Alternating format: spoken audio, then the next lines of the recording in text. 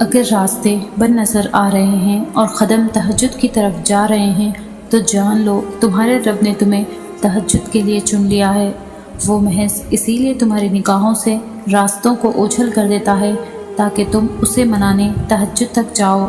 وہ چاہتا ہے میرا بندہ رات کے خاموشی میں مجھ سے ہم کلام ہو اور میں سکون سے رات کی خاموشی میں اپنے بندے کو سن سکوں۔ فوراً تمہاری سن لیتا تو کیا تم تہجد کا مزہ چکھ پاتے، اس کی محبت کی لذت، قبولیت کی اہمیت جان پاتے؟ تہجد کا سجدہ ہر کسی کو نصیب نہیں ہوتا۔ تہجد اللہ کی طرف سے ہمارے لیے ایک ایسا بند دروازہ ہے جو صرف تہجد کی عبادت سے ہی کھلتا ہے۔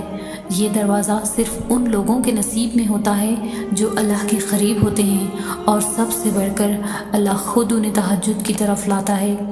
وہ خدا ہر طرف ہے، پر تہجد میں خاص سیاہ کالی چادر کے پیچھے رات کی اندھیری میں صرف وہی لوگ اللہ کو دیکھ پاتے ہیں جس نے اللہ سے بے پناہ محبت کی ہو۔ اس وقت اللہ اور آپ کے درمیان ہونے والی گفتگو، آنسوؤں سے بھری ہچکیاں، دل میں کی گئی باتوں کی آوازیں صرف اللہ کے سوا اور کوئی نہیں سن پاتا۔ اس وقت تہجد کے سجدے سے نہ تو سر اٹھانے کا دل کرتا ہے اور نہ ہی آسمان سے نظر ہٹانے کا۔ اور اگر ایسا ہو جائے کہ کبھی اسی دوران تمہاری اللہ سے تہجد میں ملاقات ہو جائے اور وہ تمہارے روبرو آ جائے اور وہ منظر تمہارے لیے معجزوں سے کم نہ ہو۔ تہجد کے وقت ایسی کوئی چیز نہیں جو مانگنے سے نہ ملی ہو۔ جو چیز تمہارے لیے آزمائش بنی ہوئی ہے، اللہ تو وہ آزمائش کو بھی خوشی میں بدل سکتا ہے۔ تم سوچتے ہو تمہاری دعاؤں کا صلہ اب تک اللہ نے نہیں دیا، دراصل وہ دعائیں اللہ تمہاری چاہتوں کے مطابق کرنا چاہتا ہے، جب ہی تو دیری کر رہا ہے۔ اللہ چاہتا ہے کہ تم اس سے مانگتے جاؤ اور وہ تمہاری ہر دعا کا جواب دے۔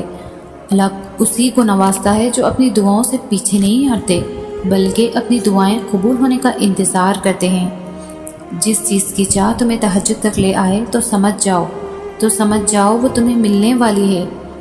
اللہ تمہاری کہانی ادھوری چھوڑتا ضرور ہے، مگر وہ تمہاری چاہت سے انکار نہیں کرتا۔ وہ تو بس اپنے قریب کرنے کے لیے تمہیں دینے میں تھوڑی دیر لگا دیتا ہے۔ تم اپنی چاہت کو مانگتے رہو، بس یہ جان لو کہ جو تہجد میں مانگا ہے وہ مل کر ضرور رہے گا۔